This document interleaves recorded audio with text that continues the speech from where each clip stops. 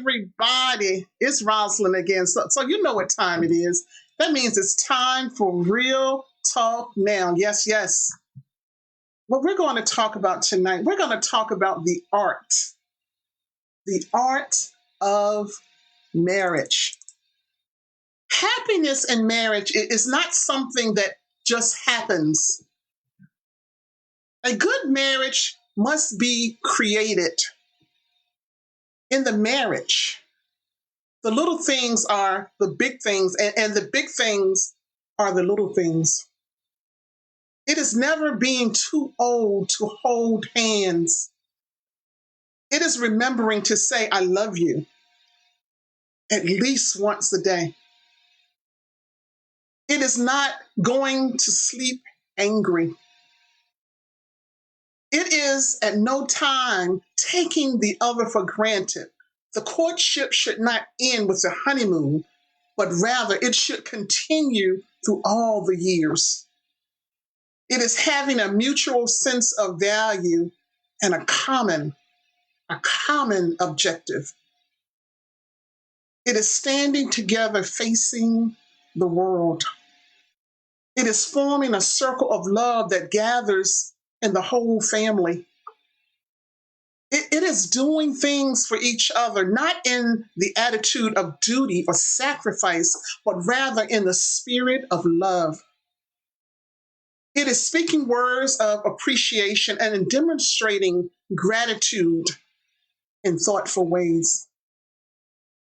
It is not looking for perfection in each other, but rather it is cultivating flexibility, patience, understanding, and a sense of humor.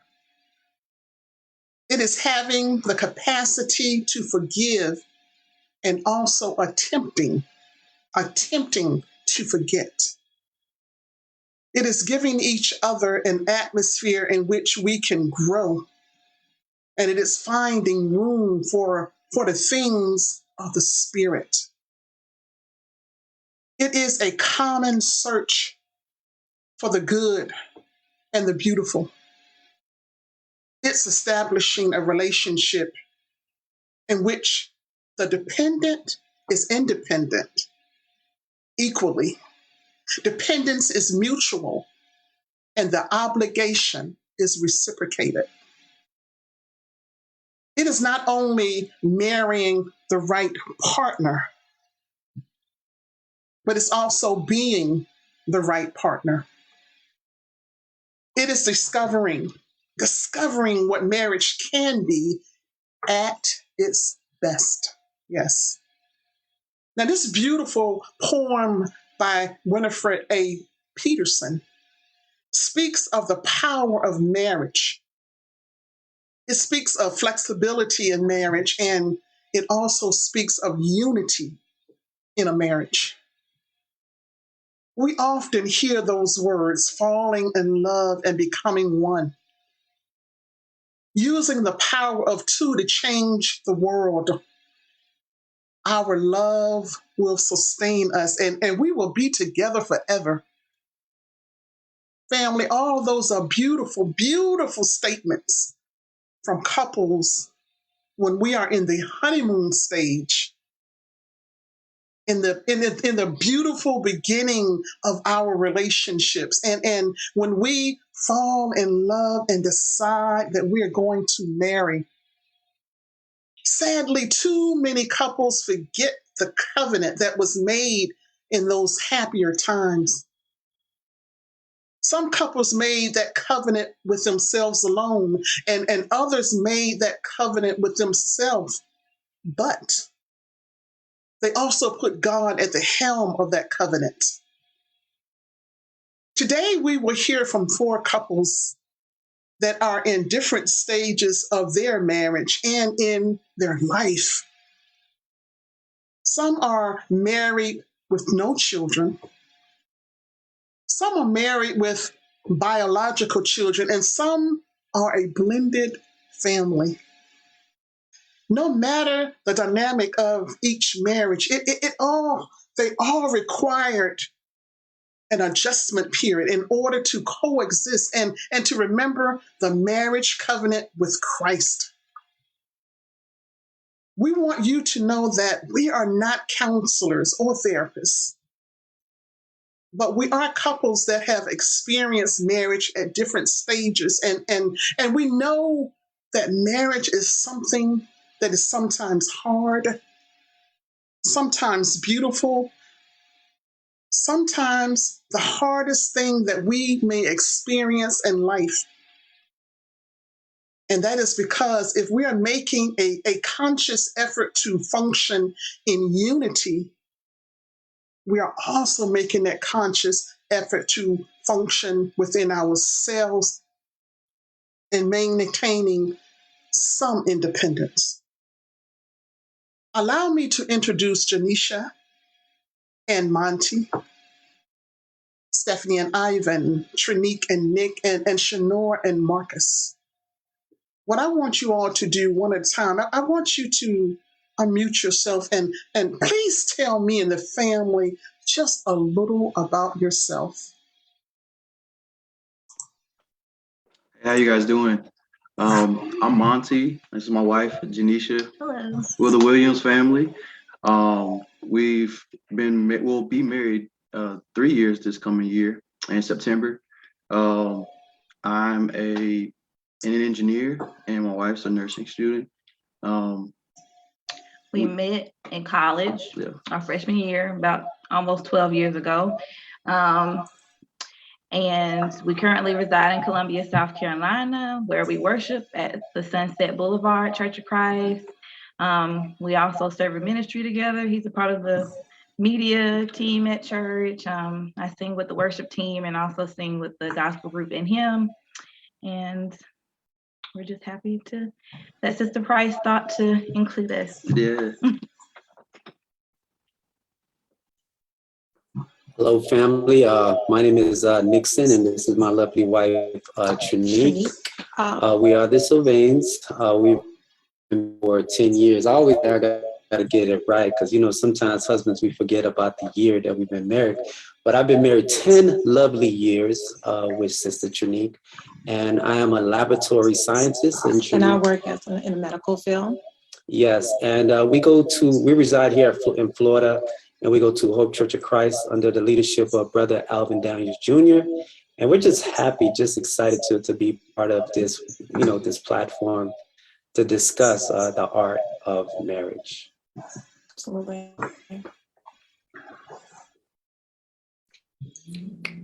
Hello, everybody. I'm Marcus. This is my wife, Chenoa, and we are the Leavells. We've been married just over 13 years. We have 4 children, 3 boys and 1 girl. We are originally from a small town outside of Nashville, Tennessee called Springfield. And we knew each other as teenagers, but we ended up not really talking or getting together until late 20s, I would say. And late 20s. I might have been 30, 29, but I felt like I was in the 20s still. And we currently live in North Carolina.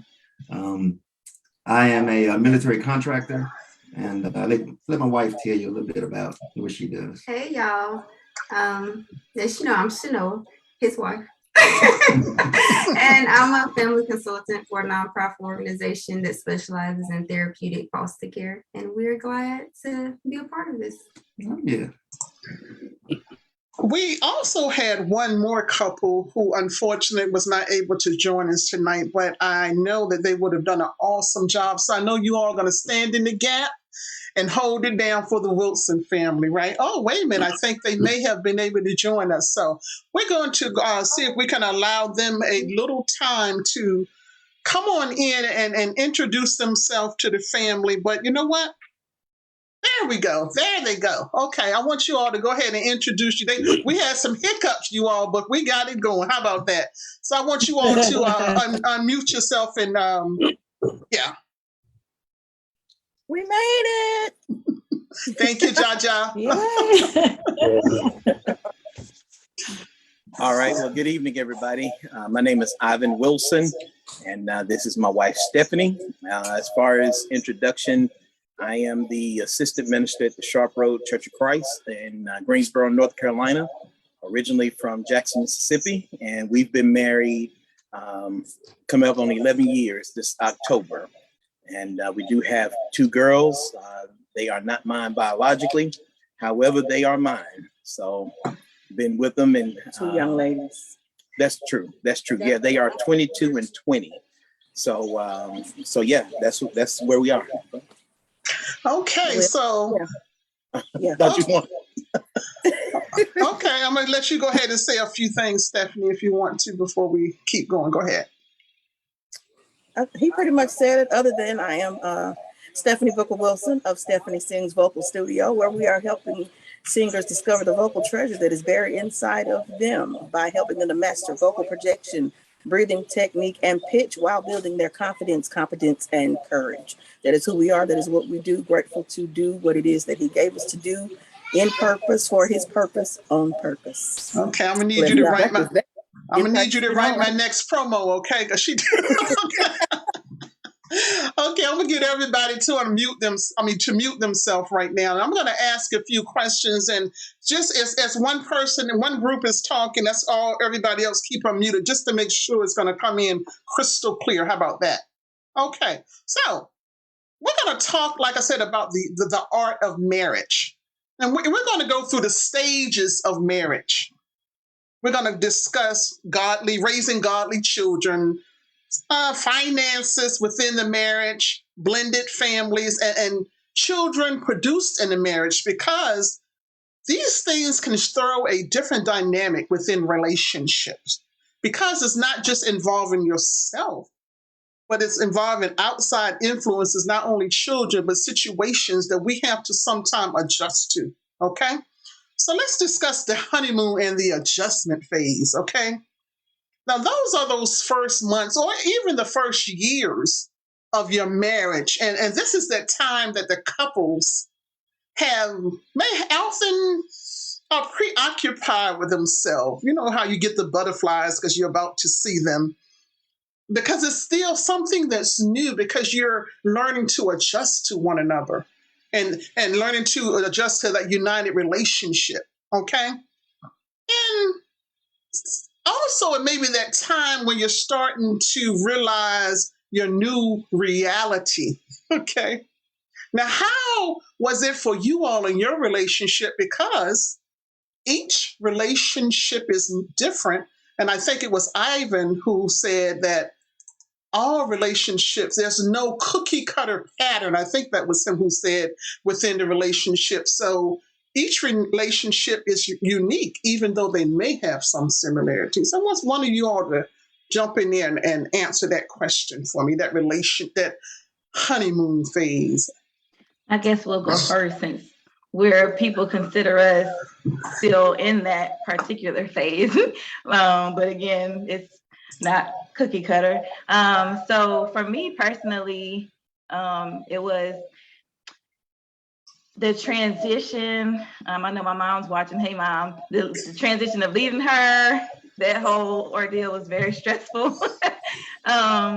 Just being apart from her and not necessarily not being able to see her when I wanted to, but just leaving and cleaving to my husband, and embarking on this journey as husband and wife. And then expectations that I personally probably put on myself that he didn't have for me. Like, I'm around women here currently in Columbia who throw down every day or on the weekends, and like, is he expecting me to cook every day or have these like extravagant meals and things like that? And I'm just like, oh my goodness.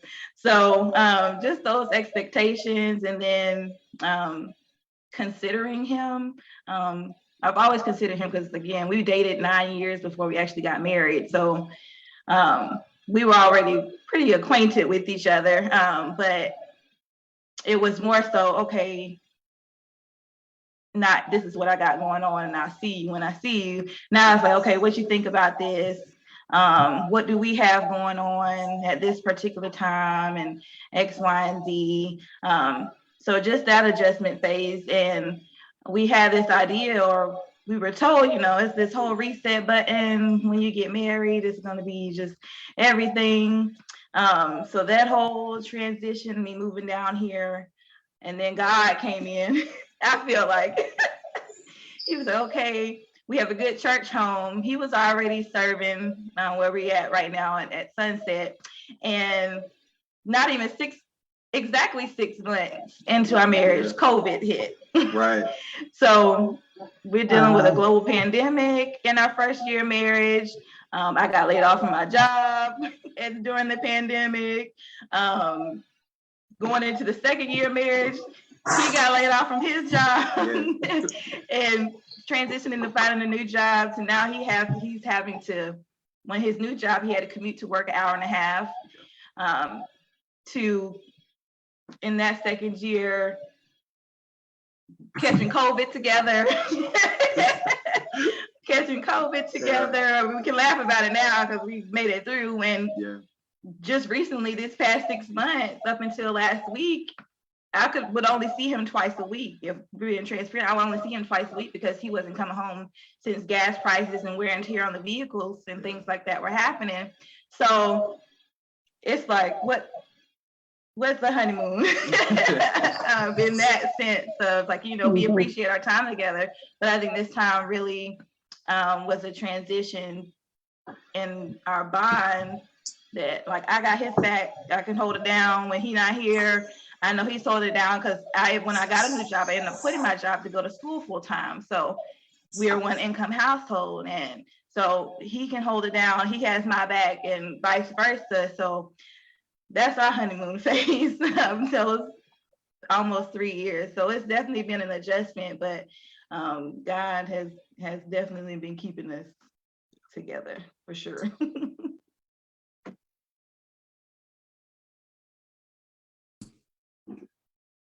Hey, so I guess we will, talk a little bit about our honeymoon phase and / adjustment phase, because it was all good and everything. You know, we loved each other, but we were in 2 different places. She was in Tennessee and I was in Mississippi, and so it was like, well, hey, you got to move down here to Mississippi. So it was right at the beginning of the marriage. So and once she moved down, me being a single guy, the neighborhood wasn't as safe. I kind of lived in the hood. I was in the military, so I was always working, was never home. So she was like, well, hey, I can't, she was a single mom at the time, so we had my youngest son. So, she was like, hey, this ain't gonna work out. We can't be, you gone all the time. We can't be living here in this neighborhood. Not, so it was an adjustment phase. We had to, I had to, listen to my wife and she was in the church and I wasn't, I wasn't going to church. So it was really eye-opening. I had to, consider my wife, and, she got my started going to church, and then it worked out, it was all God. It was all God. Yeah. It was definitely an adjustment. We both were still kind of, I guess, in a single phase, because when we actually moved in together, and it was really eye-opening, because me, I was the type of person, if I wanted to get up and go to Walmart, I got up and go to Walmart. But I remember I was trying to get up and go, it's probably 9 o'clock. I'm going to Walmart. He looked at me like, you doing what? Well, I'm gonna come. Well, no, I like to go to Walmart by myself, And so, like, I mean, we had that conversation a lot of the time, well, you didn't tell me you was going to this store and this store. Well, I didn't think I had to tell you I was going to this store and this store. I was leaving the house, so just being considerate of each other. And remember, we are one now. We are not single people anymore. We have to consider the other. So that was a big adjustment. I'm not by myself. He's not by himself. And we had to really figure that out. Seemed like it would come natural, but it don't. When you're living on your own for so long, and then you move in, you marry and move in with somebody else, it don't come as natural as you think it would. So it took a lot of prayer, a lot of patience, and a lot of compromise, and just understanding that, I do have to, answer to my husband, and he does have to answer to me. So that was a big part of our adjustment. But look at God. Yeah. Let's keep this train moving, people. Trinique and Nic, go ahead. Or Ivan, Stephanie, if you all were next, go ahead. Either one. All right. So when it comes down to a honeymoon phase, it was different for us, being that when we got married, the girls were 10 and 8. So immediately it was October. And so they still had school on Monday. And so I remember we ran up the road about an hour and a half away, and spent the weekend. And then we were right back because, again, we had responsibilities. So got them school, and I think I was still trying to find a job at the time in the area where she was. So yeah, we had real life happening immediately. And so, yeah. It was just a matter of figuring out how to make it work, starting from day one. So yeah, honeymoon though.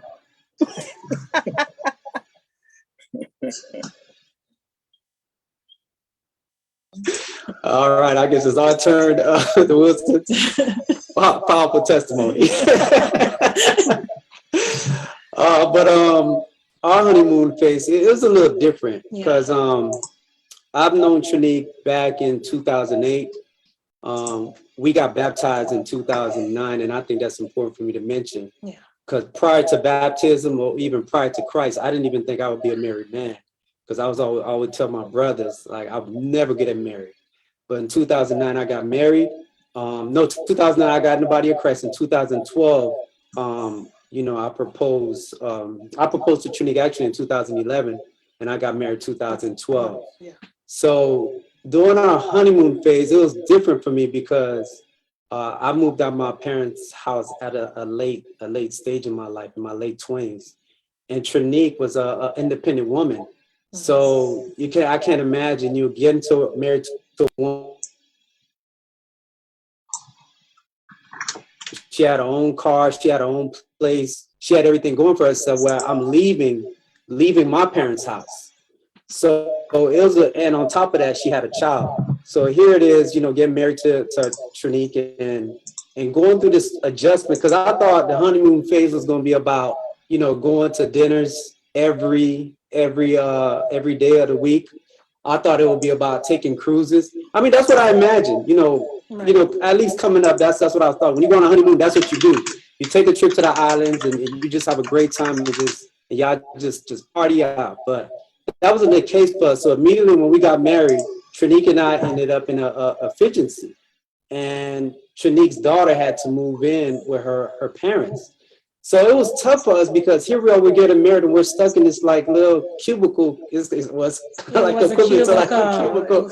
We're like this little room. And it was hard for us because Trinique was like, this is not what I envisioned. I know we just got married, but here we are, we're in this little room. This is not what I envisioned. I envisioned for us to be in a place, for my daughter to be with us, but our daughter wasn't with us. Well, technically, we had, before we had got married, we had already found a place at that time. So it was just the process. It was a brand new place, apartment. So it was taking a long time for them to, like, it just was a lot that was going on.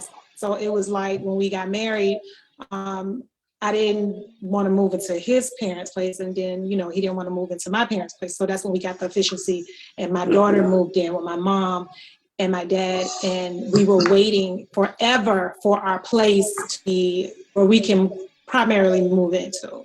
Yes, and it was tough, even, and I like how you pointed out the honeymoons could stem from like 6 months to a year to 2 years. And I know the Williams are still in the honeymoon phase, but those first 2 years was tough for us because not only I'm adjusting to my own personal lifestyle, at least I was living in my parents' house, so I'm adjusting to now becoming a leader, to be the priest and the provider and protector of my home. And on top of that, I got a daughter. I've never raised a child before. Yeah. So here I am, I'm trying to adjust and trying to read books. and try to raise up a child. Right. But those books, sometimes it didn't quite help. I had to face what was in front of me, and then Trinique had to help me cope and help me do those type of things. And within a year after our marriage, I ended up losing my job. So now I'm jobless. So I was getting hit in every corner. I got to raise up a daughter. I'm jobless. And on top of that, trying to be the leader and try to be the priest, the provider, the protector of my home. So it was quite of an adjustment for us during those phases in our life. But the one thing that I do want to mention, we had a good, strong support system within the first 2 years in our marriage. And I think that's what kept us strong, and that's what kept us stable. And at least that's what encouraged us throughout the first 2 years. Absolutely. Okay, thank you all. Interesting. As you all see, like we said, there's no cookie cutter pattern for those first years. Your relationship, is your relationship. Now let's talk about the great escape phase, okay? Now this is that time when the power struggles sometimes begin, as the couples begin to realize, okay, we're married. We marry somebody, but that person may not be as perfect as I may have initially thought, okay? Or you may begin to see those flaws that you did not see before because you were in love, okay? Both of us have, both people in the marriage have those vices, but sometimes the other person's vices begin to get magnified. And this is a very crucial stage because this is often that time that the couples question whether or not they need to stay in the marriage. Sometimes it's a good idea to partake in premarital counseling. That's a strong faith-based premarital counseling if possible, because that may not give you all the answers, but it may give you a look and a true look of what marriage potentially may look like. Did you all partake in premarital counseling, and did that help you in those initial stages of your marriage?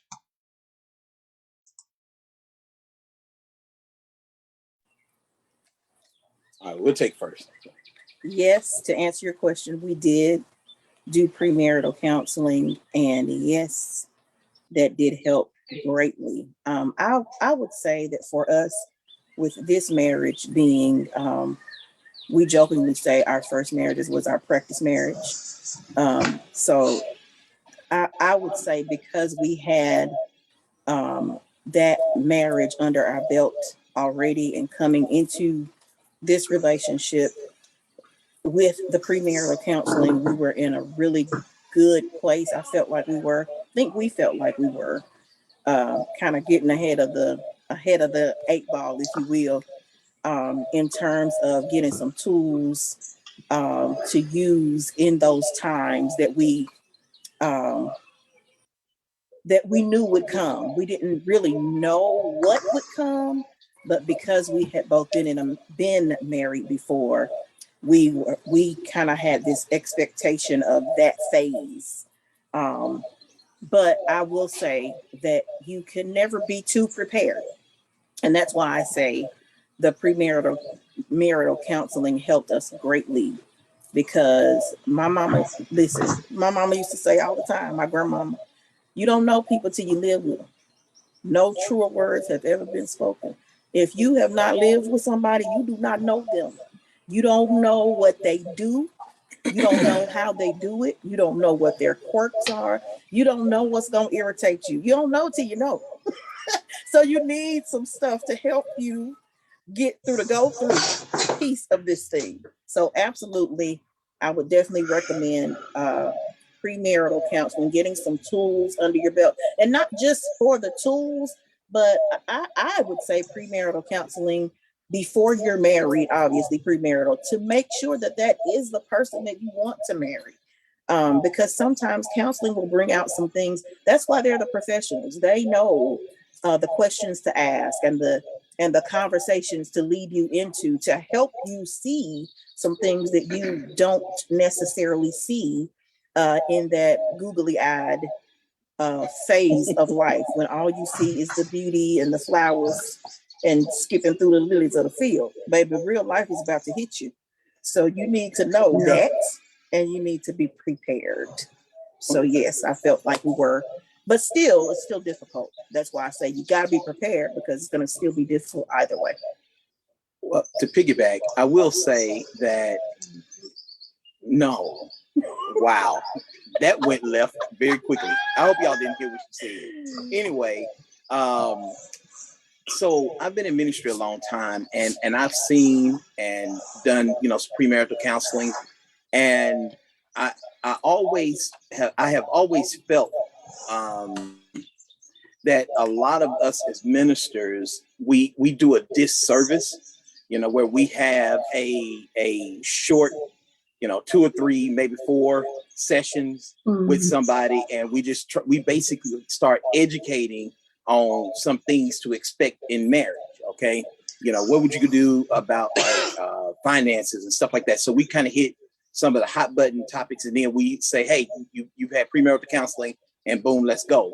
And then I started with us when we went through premarital counseling. One of the things that I was, I really, again, I've been in ministry. I know a lot of preachers that do counseling.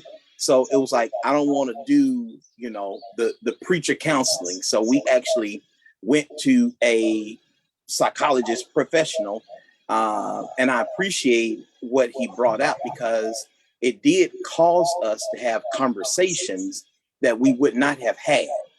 And so I appreciated the premarital counseling so much that I ended up becoming a prepare and enrich marriage assessment facilitator, so that we can do a scientific based deal, to create these conversations. Because like Stephanie was saying, with tools don't work if you don't work them. Come on. So just because I got a hammer and I need to drive a nail in the wall, if I don't use the hammer, then I can use my head or my hand or whatever else, and it can hurt, but I got the tool. And that's what premarital counseling did provide us. But when you got to actually apply that stuff, when you start talking about year 2, 3, and you several years removed from the counseling, now you got to do this stuff, and it's just a totally different animal when you got to apply it.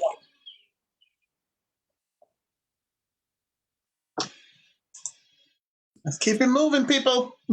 Yeah, so I'll speak on this one. So for us, we did not go to counseling. We kind of eloped. And we never had time for counseling. But what we did do, my husband set me down, and we were in our 30s, and we had already been through plenty of trial and error in relationships. And my husband set me down before we actually eloped, and he said, hey, let's set down some ground rules. What don't you like? What do you like? What's acceptable? What's not acceptable? And some of the things we laid out, like my husband's first rule was, don't put your hands on me. Don't hit me. Don't hit me. And I won't hit you. Because I guess maybe in my past I was a fighter, and he knew it. And he said, don't put your hands on me. And I said, okay. And then it was stuff like, I let him know ahead of time, I'm not a morning person. I'm not going to get up and cook breakfast. So like, don't expect me to cook breakfast. Like, don't even expect me to cook dinner all the time. Like, I'm going to do the best I can, but I don't want you to have these high expectations, because I know me, and then it was stuff like, if we get upset, don't leave the house. You can go in another room, go take a walk around the block, but don't get in your car and actually leave the house, because that we can't solve it if we're not in the same home.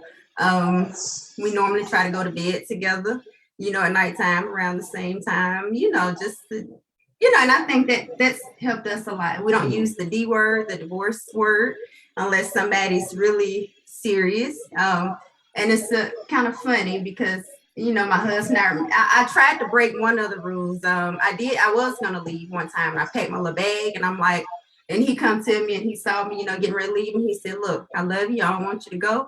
But if you do go, it ain't guaranteed I'm going to be here when you come back. And so I took my little bag and put it back in the closet, and we prayed about it.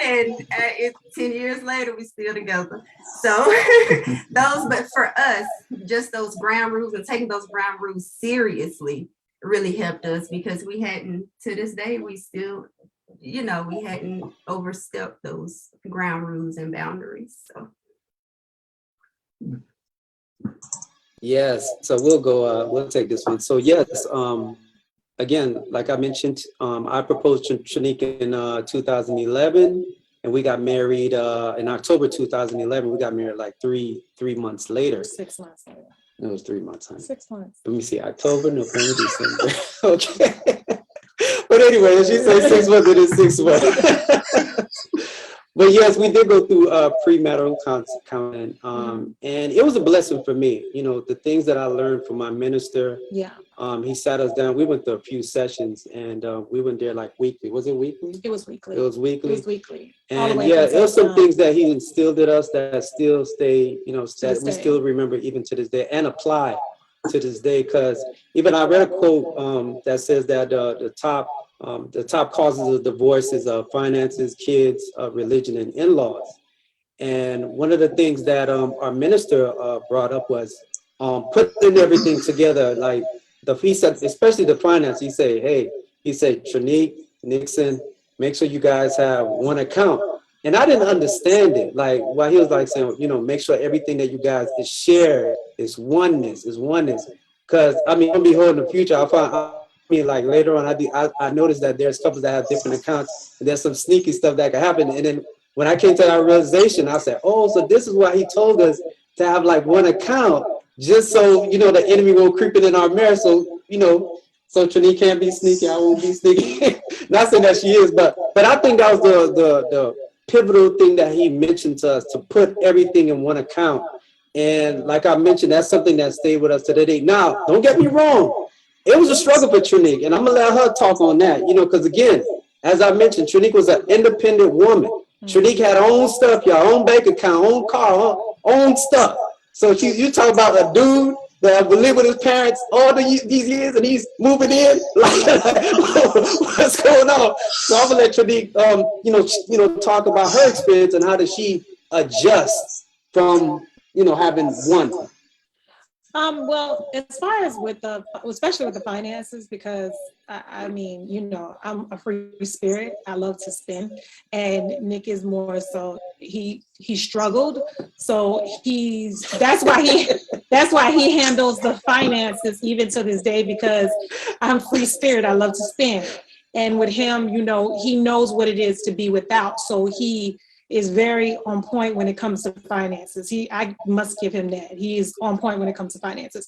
So when it came to finances, I was kind of like, no, because I was always grew up that you have your own. Now, everybody does things their own way, and we have friends that they have their own account and whatever, and they separate, and that's fine. This is what works for us. Mm-hmm. And it took a long time for it to work for me. Mm-hmm. So I think he adjusted with me and worked with me, and that's why we decided to have where it comes like we have our money go into account, mm-hmm. and then we have blow money, which we could blow it on anything, because he knew I was struggling with that account situation. So he said, okay, here's your blow money, and then I have mine, and that's separate. So that's how we worked it out. Like I said, we don't knock couples that do it, because this is what works for us, and it keeps us accountable for one another. And that's how we work on it. Yeah, also one of the things that I wanted to highlight is one of the things that the minister mentioned in our counseling session. He said, Nick, you're the leader. You're going to be the priest, the provider and protector of your home. And I took that to heart. So when he said priest, he's like, Nick, you got to always, take the initiative to always break bread and have fellowships with your family about the word of God. Yeah. And that's important, because we live in a world where, especially men, we always we always want to make money for our families and take care of our families. But he said, always take time and spend time with your children, your wife, talk about the word, whatever you have the opportunity to talk about the word. And he said, always provide for your family. And he says it's your obligation to protect your family. So I took that to heart, and that's something that I still apply even to this day. Yeah. Love it. I love it. Janesha, Mantee, you want to say something? Because I have a question from one of the viewers as well, but I don't want to cut you out.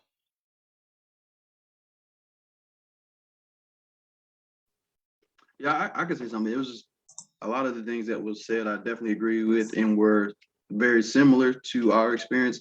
However, in the beginning, I was against going to premarital counseling.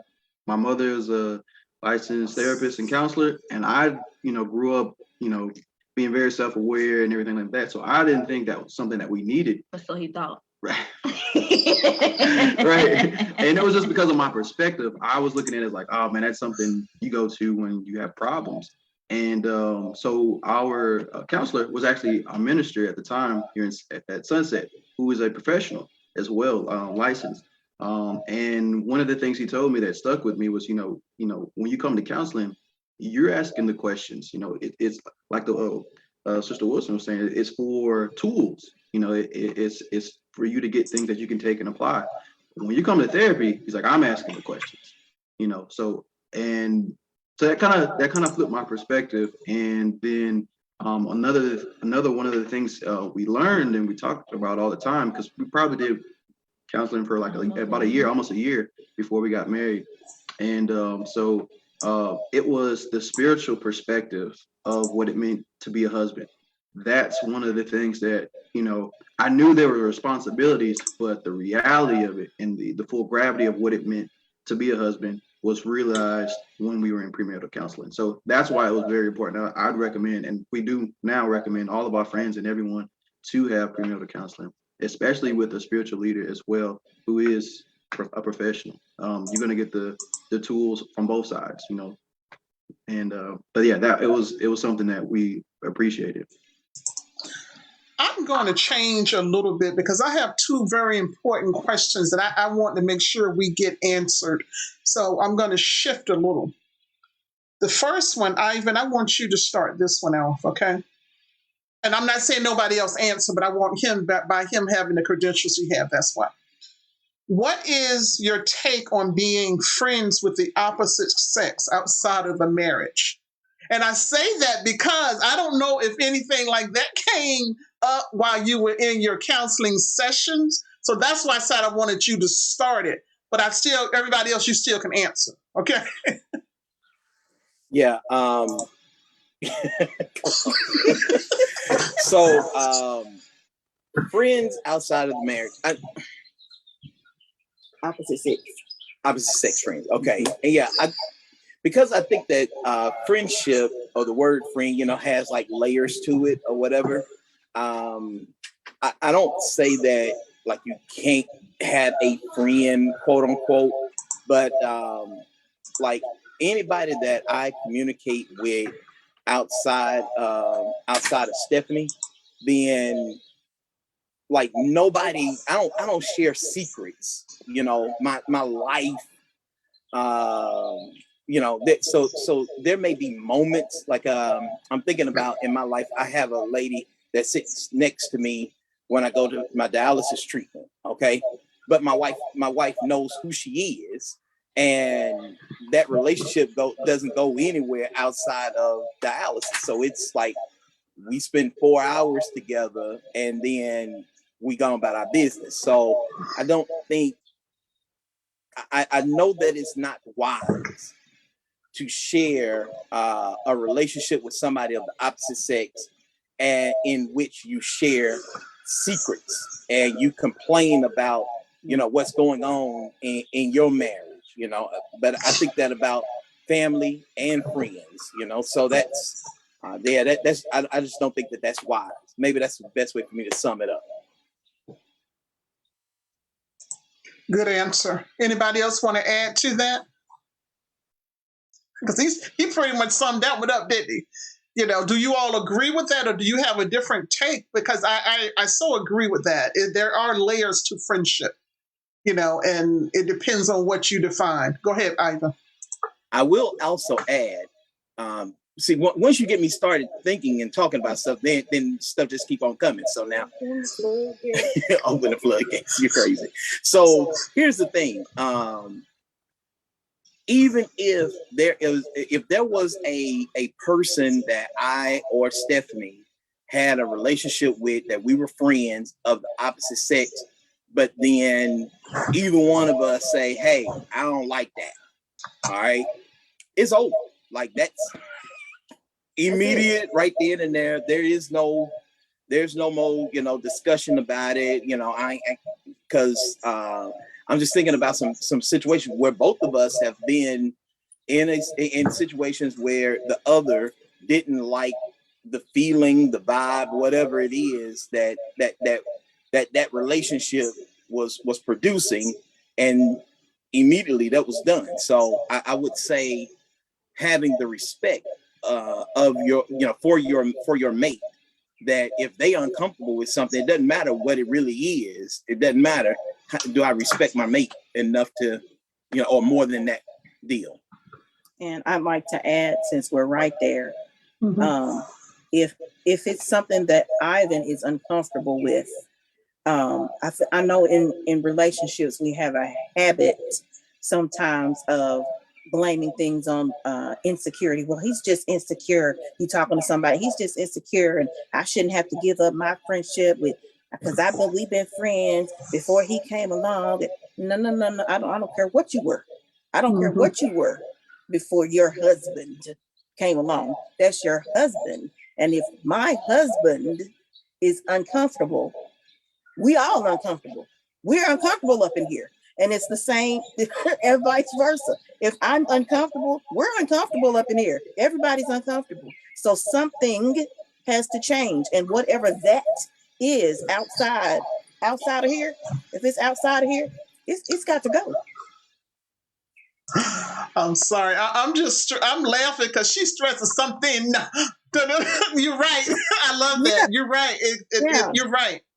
And I just get kind of passionate about that, because I just hear like a lot of, we talk to a lot of people and couples, and I don't know how we got to be, the come and lay all your trouble down to the Wilsons, but that's okay. It's okay. But I just hear that a lot. I shouldn't. No, you should, because this is about considering your mate. You're one. And it's, it's so easy to see. It's so easy to look in the mirror and see me. But then when it's time to see from his perspective, then there's all these excuses. No, then it becomes about being selfish. And, I just call it what it is. Even when it's me, you just got to call it what it is. Stop being selfish. Put yourself in those shoes and ask yourself, what would you want your husband to do? Awesome. Okay. I'm going to ask this one, starting with Nick. Okay. Because it's saying independence, and they have independence all spelled with capital letters. Okay. Okay. And this is not a snub at you. It's not a snub. I'm saying I wanted to come with you because of what you said, that was quite an adjustment. Becoming that prince of your household instantaneously.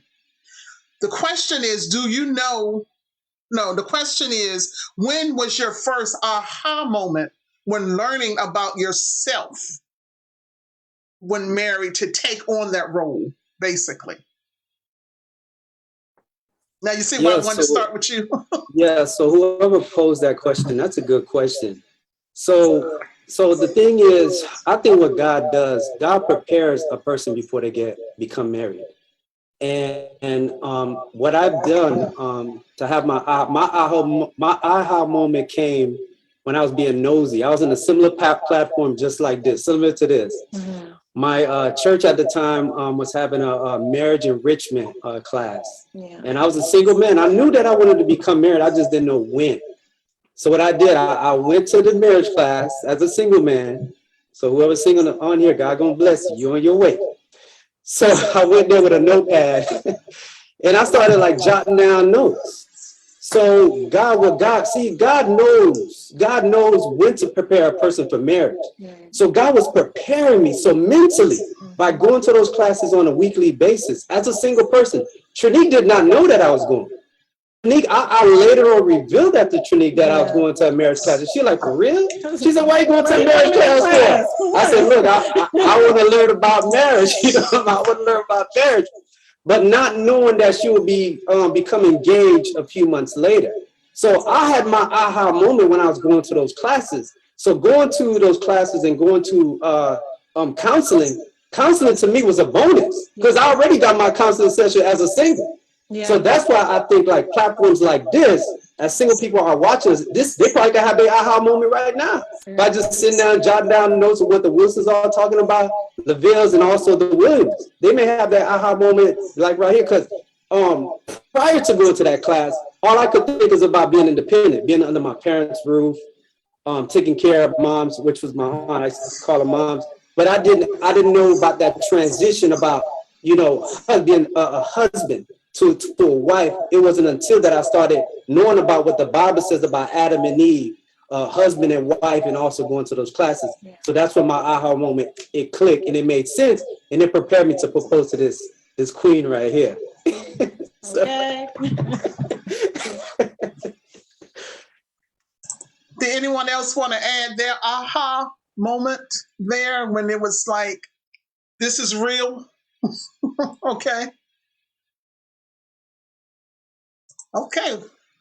Well, Nick, I think you did a good job answering that question. Okay. So let's go to, we kind of talked about the escape. Now we're going to talk about the reassessment, blending the family and the life fulfillment phase. And I put those all together because I want to make sure we get a chance to talk about those, because that's really that time when you say, okay, I am either grounded or I'm not.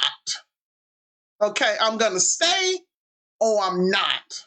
Is it about me or is it about us? Okay, I want Chenoa and Marcus, if you don't mind, I want you all to start that one off for us. And I can repeat the question or to repeat it if I need to. Okay. We're talking about the reassessment time, blending the family together. And I say that I wanted to start with you all because I know your family is blended. Okay. So that's that time, like I said, that you really buckle down and make that decision, what we're going to do.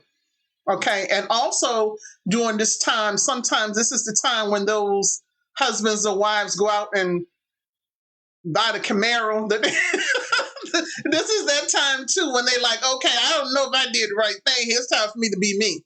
This is that time. So tell me what you had to do to say, okay, you know what, I'm in it to win it. There's no stopping us now. We're going to do this. If we're going to do it, we're going to do it. If we're not, we're not. Did y'all have that aha moment to think there? I think we kind of talked about that when we first got married. We was both, I mean, we wasn't old when we got married, but we was 30 and we was both just tired of going through failed relationships. And we was like, look, we gonna do this, we gonna do this. And I mean, we talked about stuff like that. It ain't always gonna be easy, but we gotta be in it. And later on in life, especially when my husband got more into the church, it became more about, we know how serious marriage is in the Bible, that commitment. So I think we both just kind of understood that our commitment is with God first, to God first. And I think that helped us look at each other and show a little more grace, you know, like, yeah, we not doing it just for us. We're committed to God first. And because of that, we have to be committed to each other. Mm-hmm. Amen. You know, Janesha and Mantee, even though you may say that you've been married for almost 3 years and you were together, yes, for 10 years, but I'm sure that 10-year and that marriage moving together, two totally different things. So this is also that time I'm talking about too, with even a marriage that has not been as long. Tell me about that for you two.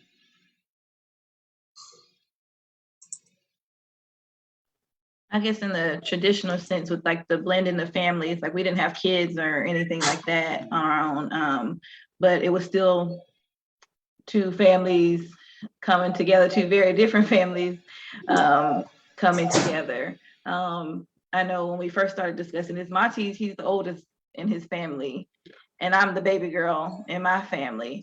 So as far as that transition, his family had a little bit more of a. You want to speak on that? Yeah, it was Bit of more. a I would say it was conscious- more of a hard start for my family, my immediate family, when we were getting married and everything, because my family's military. So when we met, we were in college and dating, and so I was around her family, and she was around my mother's side of the family. So we saw each other's families all the time.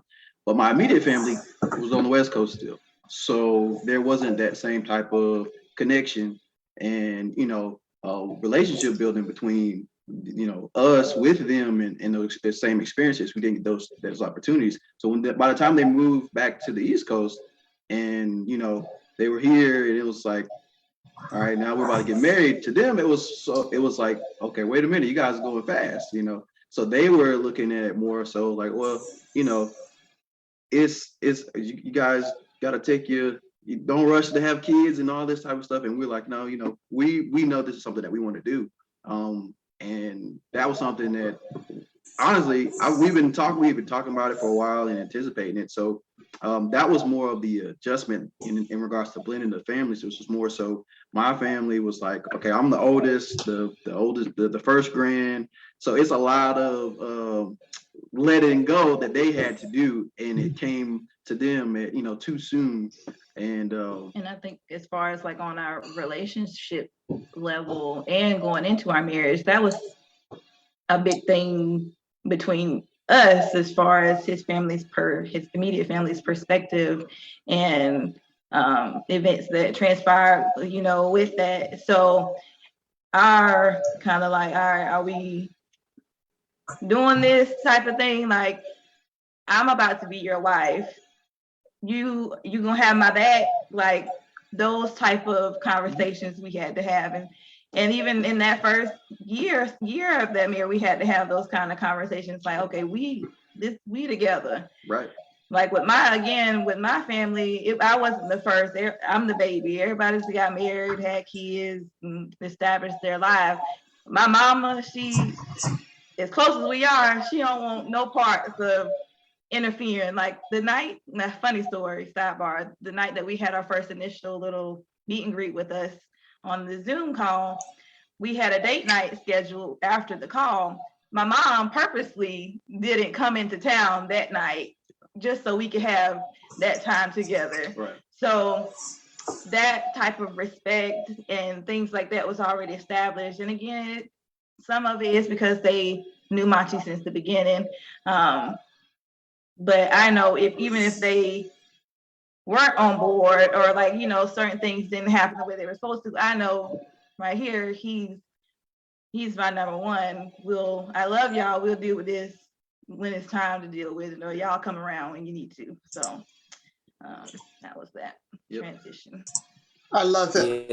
Yeah. Can I answer that question when I knew I was all in? Sure, go ahead. Yeah, so I knew when I was all in when I had to leave my auntie house. Now I call her my auntie, but she's like a mom to me. My mom passed away when I was 11 years old, so you can imagine just living with her for all those years until I was in my late 20s. And again, this is why I said that counseling is important, because my minister told me that I had to detach that relationship with my aunt, because I didn't want my aunt into my marriage. So I knew when I was all in when I had to do that, like that I had to put my wife above my aunt, because the Bible says that, therefore a man shall leave his father and mother house and cleave to his wife, and they shall become one. So I knew that, Trinique, I'm all in, because if I could detach from my aunt, that means, you got me.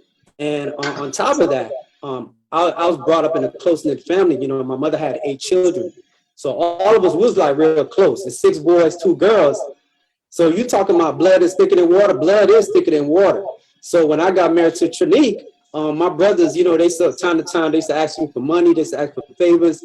And then Trinique used to always get in the way of things. And they used to say, hey, bro, blood is thicker than water, bro. Like, I'm water. Yeah, she's water. She's water. She's water. So, and so I had to kind of put my foot on the ground, like, nah, like she's my wife, so she's above all you guys, like all of y'all. So, I mean, I got some heat for that. Cause they're looking at it like, bro, like, you know, we came out the same womb. Like, come on, bro. You know, we was brought up in the hood and we overcame a lot of things. Yeah. I said, yeah, but at the same time, that's my wife you're talking about. This is a part of me. So when I had to detach myself from my auntie and I had to put my wife over my siblings, that's when I knew that I was all in. Because what typically happens when a man lives with her mother for a long time, chances are the son is going to always tend to put, you know, his mom over his wife.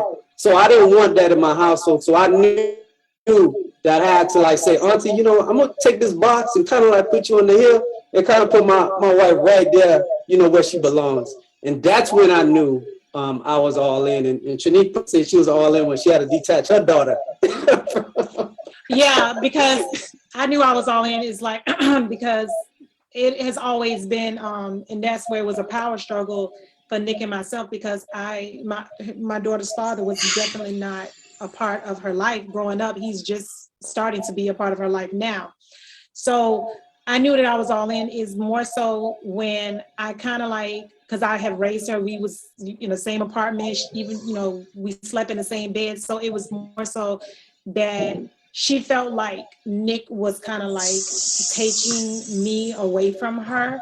And I had to, but the thing is, I had to sit down and I had to explain it to her. And I had to kind of like, and it was kind of like detaching away, not so much detaching away from her because she was young, but detaching and letting her know that, you know, this is who is going to be a part of our lives. And Nick made it so, even though it wasn't an easy transition, it wasn't easy. I don't want to make it seem like it was rainbows and cupcakes. It had its struggles, because a lot of times she would try to come to me and kind of be manipulative of the situation because she was a kid. So we had to set boundaries and we had to set rules and we had to stick to them. And I couldn't go to the side and be like, okay, just did it. I couldn't do that. It was boundaries and rules. So that was kind of like where we was at. And Nick did a phenomenal job, you know, stepping in and being that priest, provider and protector. Even to this day now, like, you know, glory to God, like now she wants to talk to him sometimes. She'll talk to me, but when there's certain things that she just wants to talk to him. And I thank God for him as he's stepping into that role and taking that role seriously and knowing that we were a package deal. And what I love so much about Nick is he doesn't call her his stepdaughter. We don't knock people that they do, but he doesn't do that. He always say that's his daughter. Now, if people ask the question, well, how you have a daughter that, you know, that age, then he'll break it down. But if there's no question, he always say, that's my daughter. He always say, that's my baby girl. So, and I appreciate that for him, because not a lot of men would do that, because they will put the step in it. And it kind of like when you sometimes put the step in it, it kind of like puts a division into it, but he bridged that gap. And I thank God for him being the man of God that he was, to see that and to bridge that gap and to know that there is no step. Because it don't mean that just because her father's her biological father, and he doesn't even act like a father, but Nick act more like a dad than her own dad does. And she has stated that on numerous occasions. She always said that he's my real dad. And she talks about Nick. So it doesn't mean just because somebody immaculate conception that's who the father is. It's whoever is in that child's life and that takes on that role. Love it. Love it. Because the thing I continue, and I want you all to hear this. Because in marriage, as it's been stated over and over again tonight, that you have to overcome challenges. But the key word here is overcome. And what I mean by that you made these conscious decision to stay together. Okay? In making those decisions, even when you had situations that occurred, you decided to leave the past and those situations right where they were, which require you not to bring up those things again in derogatory manners. Now, that don't mean that you may not continue to discuss some things to make it better, but you do not use it in a way that you're using it against each other. And you all made the decision to stay. Okay? So what I want you all to do now, because I have If you have anything you want to leave, I want you all to leave me with something, or leave the family with something that you want them to know, your main thing about marriage. And also in doing that, I want you to let us know how we can get in touch with you, your platforms, or however you want people to get in touch with you. Anybody can start.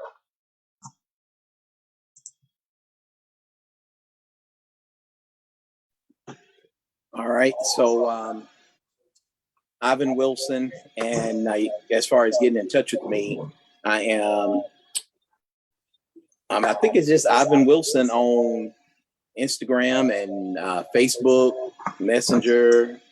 So pretty much you name it, I'm there. Like I said, we live here in Greensboro, North Carolina, or inbox me or whatever. And my wife accuses me of talking to anybody and everybody. So yeah, if you reach out to me, then you get my time. So that's just kind of where we are. But I will close with saying this is a quote that I got from Dr. Phil, and this is also kind of goes back to the last question. Sometimes we make the right decision, but then sometimes we have to make the decision right. And for those of us who are God's people, when we feel like this ain't working, so-and-so ain't making me happy, or this ain't what I signed up for, then we have that obligation to make the decision right. So that's just my encouragement, that make the decision right. Okay, well, I'm Stephanie Booker Wilson. I can be reached on social media, Facebook, Stephanie Booker Wilson, Stephanie Sings, or Stephanie Sings Vocal Studio. So those 3 pages. I do respond to messages. So if you DM me, I will respond. 336-891-0049 is the number to reach me. That is Stephanie Sings. I do respond more to texts than calls. So if you have any questions about anything that I do or about this live, you can contact me at that number, 336-891-0049, and also on Instagram, Stephanie Sings Vocal. I guess I will leave you. That was good, honey. That was really good. I don't have anything profound. I don't have any cute quote.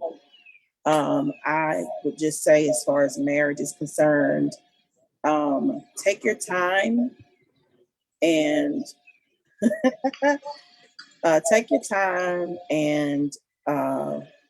sisters, just let the word be true. Let the word be true. A man that findeth a wife findeth a good thing. You're not his wife when he finds you. You're not his wife when he finds you. But if he finds you, you already embody wifey characteristics. And that's why he's attracted to you. So remember that a man that findeth a wife findeth a good thing. You can't decide you're gonna be wifey and start doing wifey stuff. You already got to be doing that. You already have to be that. So I guess I lied. I do have a cute quote to go along with that. Be what you want to see. Be what you want to see. So whatever it is you're looking for, you be that. Okay. Anybody else? Go ahead, Marcus. I see your hand on the button. So I'm on Facebook and Instagram as just Marcus Leavell. You can just search for me. And I would leave everybody with you got to rekindle the fire. You got to keep the flame going. We like to go on dates. We like to just do different things whenever we can travel, because both of us love to travel. We get out there and travel. We even watch movies together, but we also give each other space as well. I like to watch my shows, she like to watch her shows. Mm-hmm. But whenever a good movie's coming out or coming on, I tell her, like, hey man, let's watch whatever movie.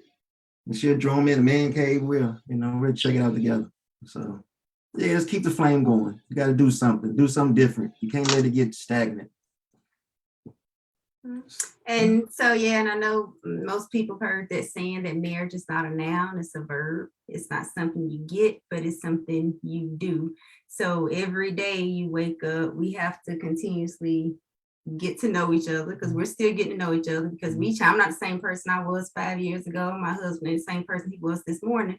So we have to continually get to know each other, and grow together. So yeah, that's my thing. You gotta always be flexible, because people change.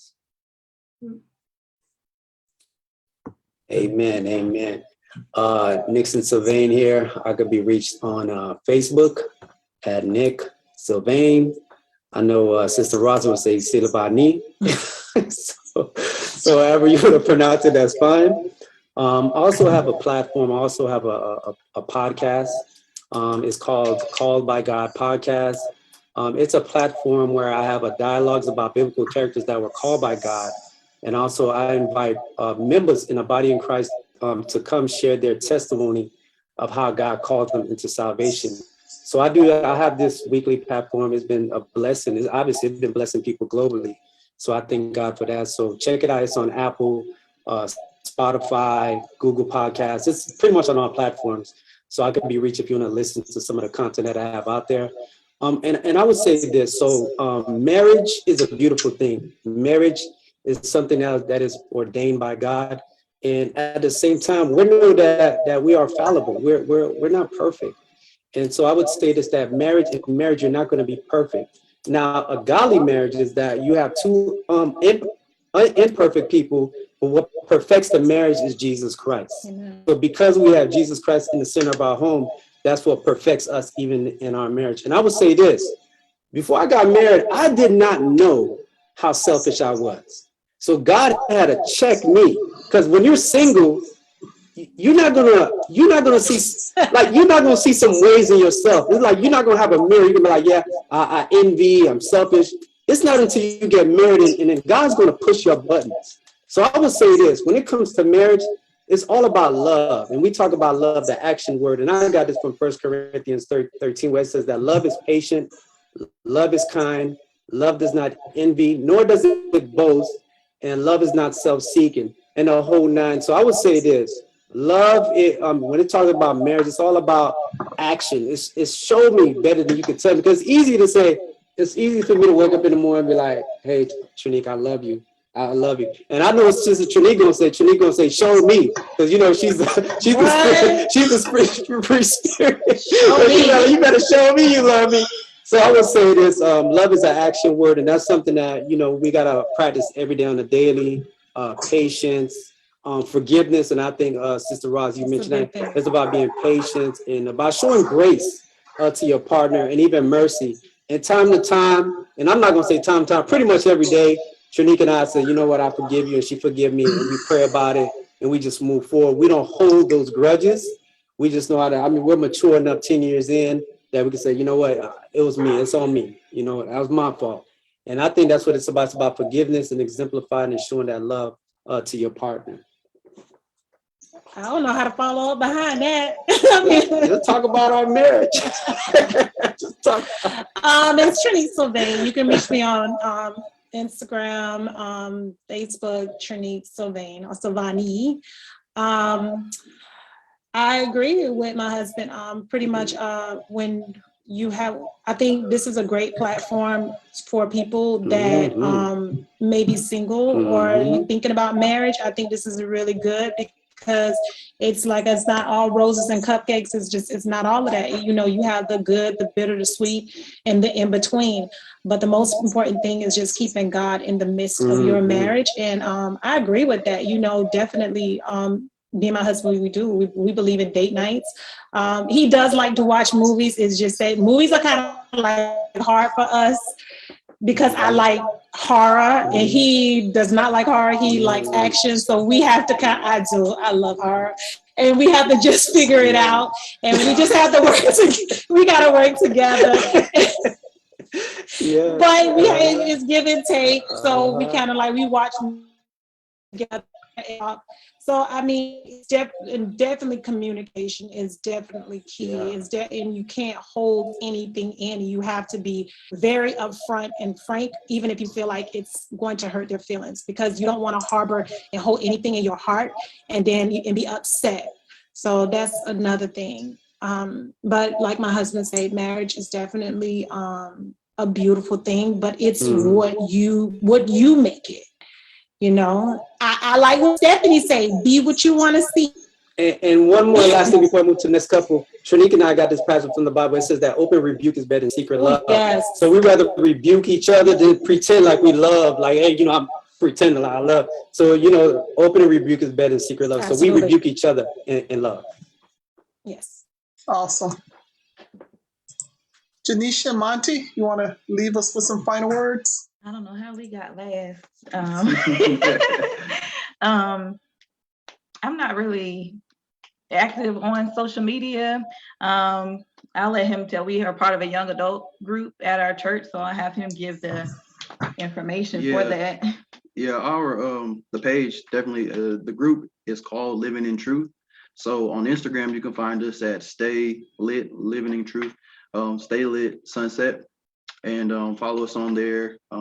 That's where we post all our information. Same thing with our young adults conferences and everything as well. So you can definitely reach out on those platforms. It's we have Facebook as well.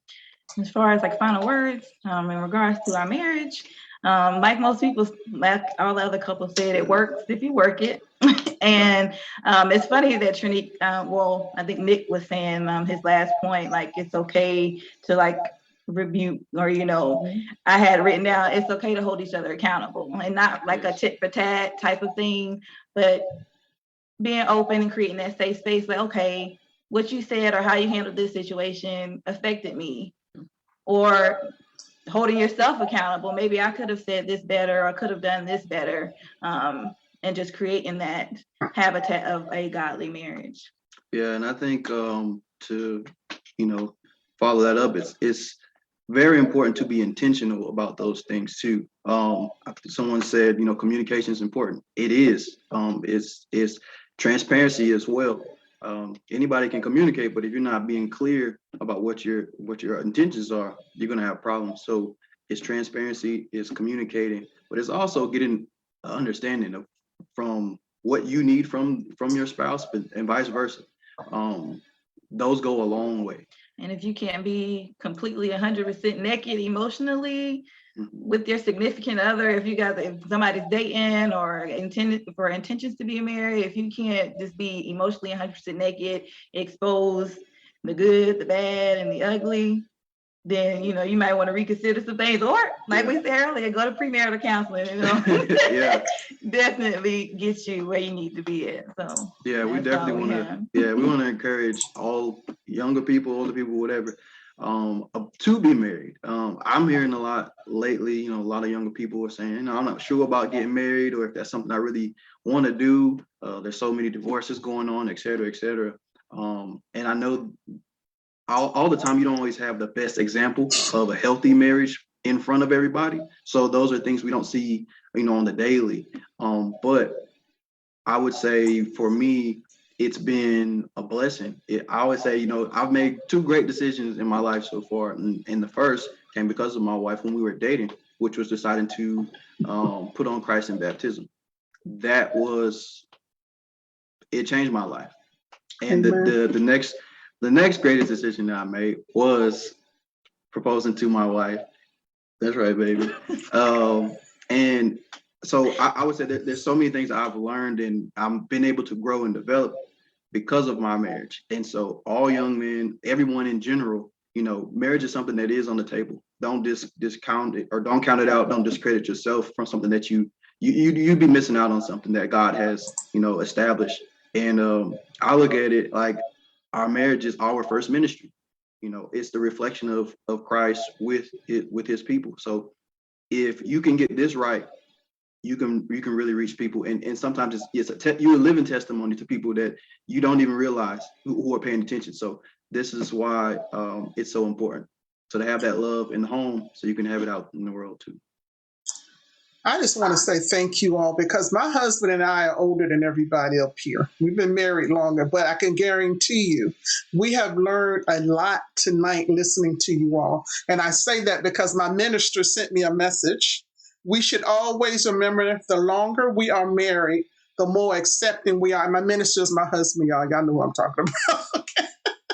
Acceptance will be needed. We also need to keep the I do concept in the marriage. Every year we are going to change. And when that happens, we must continue to say, I do. So he was listening to y'all too. So thank y'all very much. We both needed to hear that because, like I said, sometime after you marry for a little while, you need to hear some of these fresher takes again, just to remember the reason why you got married. Okay. Family, if you all need to have any questions and you need to get on these platforms or get in touch with anyone here, you can also reach out to me as well, Rosalind Green Price, and you can reach out to me. You can either reach out to me on Facebook, Roz Real Talk Now, on YouTube and Instagram, Real Talk Now Roz.